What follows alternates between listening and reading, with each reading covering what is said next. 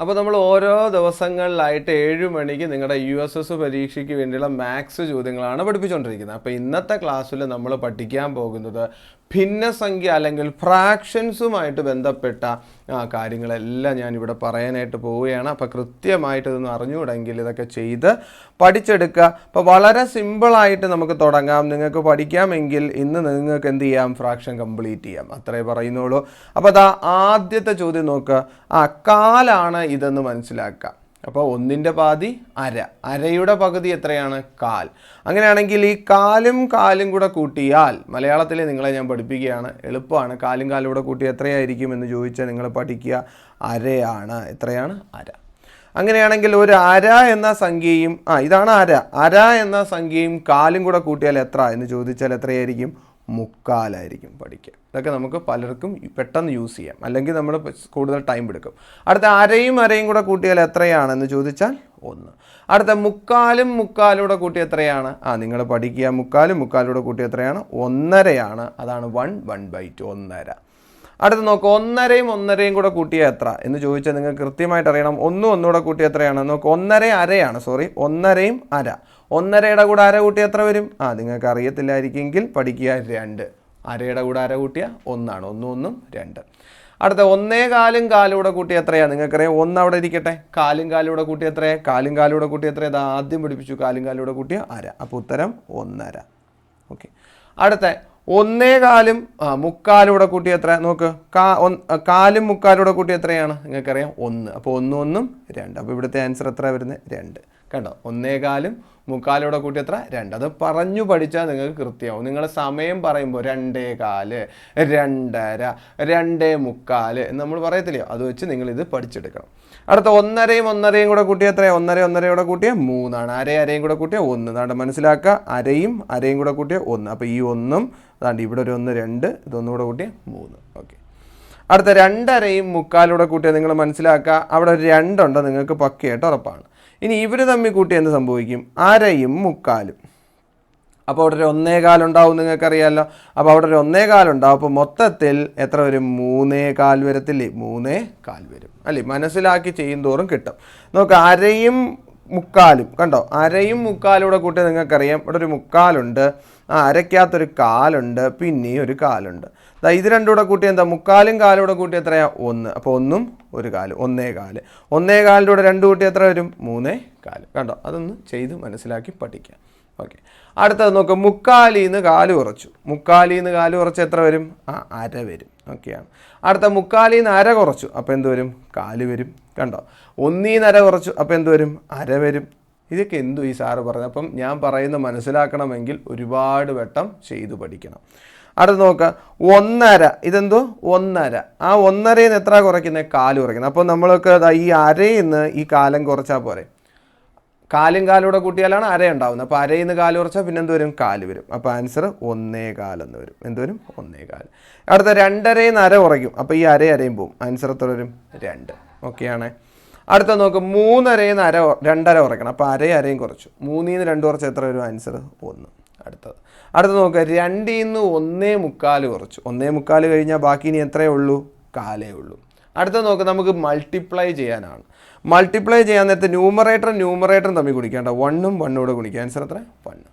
അടുത്ത 2 2 കൂടെ ഗുണിക്കുക. ആൻസർ എത്ര? 4. അടുത്ത നോക്കുക, 1 2 കൂടെ ഗുണിക്കുക 2, 4 3 ഗുണിക്കുക. ഉത്തരം 12. 2/12 എവിടെ കണ്ടാലും നമ്മൾ അതിനെ ചെറുതാക്കും. 2ന്റെ പകുതി 1, 12ന്റെ പകുതി 6. അപ്പോൾ നമ്മൾ എഴുതി വയ്ക്കും 1/6. കണ്ടോ? സിംപ്ലസ്റ്റ് ഫോം, അതിൻ്റെ ചെറിയ രൂപം. അടുത്തത് ഗുണിക്കാനാണ്. ഇതെങ്ങനെയാണ് ഗുണിക്കുന്നത്? നമ്മൾ എന്ത് ചെയ്യണം? ഈ മിക്സഡ് ഫ്രാക്ഷനെ എന്താക്കണം? ഫ്രാക്ഷൻ ആക്കണം. അപ്പോൾ ഉത്തരം എത്ര വരും? ഓക്കെ, 2 × 1 2, 2 + 1 3, 3/2 എന്ന് വരും.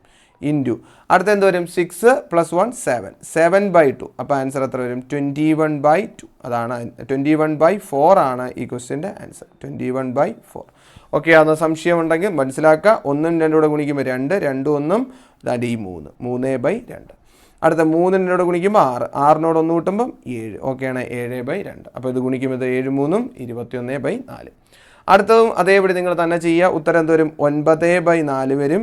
ഇൻറ്റു 1.5 എന്ന് പറയുമ്പോൾ 3/2. അപ്പോൾ ആൻസർ എത്ര വരും? നിങ്ങൾ നോക്കിയാൽ 9 3 27, 27/8 എന്ന ആൻസർ കിട്ടും. ഓക്കെ. അടുത്തതിൻ്റെ ആൻസർ എത്ര വരും നിങ്ങൾ നോക്കിയേ 7/1/4 എന്നാണ്, അത് ഡിവിഷനാണ്. അപ്പോൾ എത്ര വരും 29/4 എന്ന് വരും. ഓക്കെയാണ്, ഇൻറ്റു വരും. 4/3 എന്ന് പറയുമ്പോൾ എന്ത് വരും 3/4 എന്ന് വരും. അപ്പോൾ അതാ ഇങ്ങനെയാണ് വരുന്നത്. അപ്പോൾ ഉത്തരം എന്ത് വരും നിങ്ങൾ നോക്കി കഴിഞ്ഞാൽ ഡിവൈഡ് ചെയ്യാനൊന്നും പറ്റത്തില്ല, നിങ്ങൾക്കറിയാം. 9 3 27 2 ഇഷ്ടം 3 6 2 8 87/16 എന്ന ആൻസർ വരും. 87/16. ഓക്കെയാണ്, മനസ്സിലാക്കി ചെയ്യാം. അടുത്തതും ഡിവിഷനാണ്, അപ്പോഴും എന്ത് വരും 9/2 എന്ന് വരും. ഡിവിഷനാണ്, അപ്പോൾ ഇൻറ്റു ഇടുക, ഇൻറ്റു 2/3 ഇടുക. ഇവിടെ ഡിവൈഡ് ചെയ്യുമ്പം 3യും 3 ടൈംസ് 9, ഇവിടെ 2 2 ക്യാൻസൽ ആപ്പ്. ആൻസർ എത്ര വരും 3 ആയിരിക്കും ഈ ചോദ്യത്തിൻ്റെ ആൻസർ. അപ്പോൾ ഈ കാൽക്കുലേഷൻ അറിഞ്ഞാലേ നമുക്ക് ക്വസ്റ്റ്യൻസ് ചെയ്യാനായിട്ട് പറ്റത്തുള്ളൂ എന്ന് ഞാൻ ഇവിടെ ഇപ്പോഴേ പറയുന്നു. ഇതാ ഇവിടെ ഒരു ഡിവിഷനാണ്, ഇവിടെ നമ്മൾ എന്താ ചെയ്യേണ്ടത് 4/9 അതേപടി എഴുതുക. ഡിവിഷൻ എന്ന് പറയുമ്പോൾ ഇൻറ്റു ആവും, ഇൻറ്റു 3/2. ഇവിടെ വെച്ച് ഏതൊക്കെ ക്യാൻസൽ ചെയ്യാൻ നിങ്ങൾക്കറിയാം. 2 2s 4 എന്നറിയാം, 3 3s 9 എന്നറിയാം. അപ്പോൾ ആൻസർ എന്ത് വരും 2/3 ആണ് ഈ ക്വസ്റ്റ്യൻ്റെ ആൻസർ. അടുത്ത ചോദ്യം നോക്ക്, 8/10 അതേപടി എഴുതുക, ഇൻറ്റു 5/4 എന്ന് വരും. ഓക്കെയാണ്. ഇനി 5ൽ എത്ര പ്രാവശ്യം 10 2 പ്രാവശ്യം, 4ൽ എത്ര പ്രാവശ്യം 8 2 പ്രാവശ്യം. അടുത്ത് ബാക്കി എന്തൊക്കെയുണ്ട് 2/2. 2/2 എന്ന് പറയുമ്പോൾ ആൻസർ എത്ര വരും 1 ആണ് ഈ ക്വസ്റ്റ്യൻ്റെ ആൻസർ. ഓക്കെയാണ്. അപ്പം അടുത്ത മറ്റൊരു ചോദ്യം വന്നു. നമുക്ക് എന്ത് ചെയ്യണം, ഈ ഫ്രാക്ഷൻസ് എല്ലാം കൂടെ കൂട്ടണം. നോക്ക് 1/2 അരയുടെ പകുതിയാണ് 1/4, 1/4ൻ്റെ പകുതിയാണ് 1/8, 1/8ൻ്റെ പകുതിയാണ് 1/16. അങ്ങനെയാണ് ഇതെല്ലാം കൂടെ കൂട്ടിയാൽ എത്ര? നിങ്ങൾ മനസ്സിലാക്കണം, ചോദ്യത്തിൻ്റെ സ്റ്റൈല് മനസ്സിലാക്കാൻ ന്യൂമറേറ്ററിലല്ല എന്താണ് 1 ആണ്. അടിവശത്ത് എന്താ 2ൻ്റെ ഡബിൾ 4, 4ൻ്റെ ഡബിൾ 8, 8ൻ്റെ ഡബിൾ 16. ഇങ്ങനെയാണ് ചോദ്യമെങ്കിൽ ഈ ക്വസ്റ്റ്യൻ്റെ ആൻസർ എന്ന് പറയുന്നത് നമുക്ക് അവസാനിക്കുന്നത് 16ലാണെങ്കിൽ 15/16 ആണ് ഇത് കൂട്ടുമ്പോൾ കിട്ടുന്നത്. സംശയമൊന്നും വേണ്ട, ഇത് പഠിച്ചാൽ മതി, ഇതാണ് എളുപ്പവഴി. അടുത്ത ചോദ്യവും സെയിം നോക്കുക. ന്യൂമറേറ്ററിലെല്ലാം 1 ആണോ നോക്കുക, ഇതിൻ്റെ ഇടയിലെല്ലാം അഡിഷൻ ആണോ നോക്കുക. 2ൻ്റെ ഡബിളാണ് 4, 4ൻ്റെ ഡബിളാണ് 8. ഇങ്ങനെയാണ് ക്വസ്റ്റ്യൻ എങ്കിൽ നിങ്ങൾ എവിടെ നോക്കുക, ഈ 8നെ നോക്കുക. 8ൽ നിന്ന് കുറയ്ക്കുക 7, 7/8 ആണ് ഈ ക്വസ്റ്റ്യൻ്റെ ആൻസർ. അപ്പോൾ അടുത്ത ചോദ്യത്തിൻ്റെ ആൻസർ നിങ്ങൾ കമൻറ്റിൽ അറിയിച്ചാൽ മതി. ഈ ചോദ്യത്തിൻ്റെ ഉത്തരം നിങ്ങൾ പറയുക.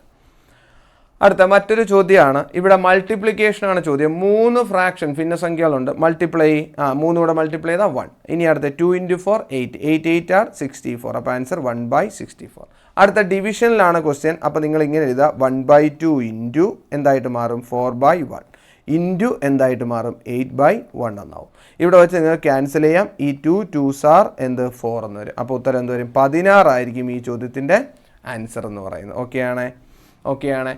അപ്പോൾ ഇത്രയേ ഉള്ളൂ ഇന്നത്തെ ക്ലാസ്. അപ്പോൾ ഈ ക്വസ്റ്റ്യനിൽ ഇന്നത്തെ ക്ലാസ്സിൽ ഞാൻ പറഞ്ഞിരിക്കുന്ന എല്ലാ കാര്യങ്ങളും നിങ്ങളൊന്ന് ചെയ്തു നോക്കുക. Addition, multiplication, subtraction and division ഇതെല്ലാം ചെയ്യുക. എന്തെങ്കിലും ഡൗട്ട് ഉണ്ടെങ്കിൽ പറയാം. ഇനി ഒന്നുകൂടെ സ്ലോയിൽ ഒന്നുകൂടെ ഒന്ന് പറഞ്ഞു തരണേ സാറേ എന്ന് പറയാൻ ആർക്കെങ്കിലും മനസ്സിലാവാതെ ഉണ്ടെങ്കിൽ അതും പറഞ്ഞാൽ മതി. അടുത്ത ക്ലാസ്സിൽ ഇതിൻ്റെ റിപ്പീറ്റേഷൻ ഒന്നുകൂടെ ചെയ്യാം. നമുക്കൊന്നുകൂടെ ഒന്ന് സിമ്പിളാക്കി പറയാനായിട്ട് ശ്രമിക്കാം. അപ്പോൾ എല്ലാം കൃത്യമായി പഠിക്കുക.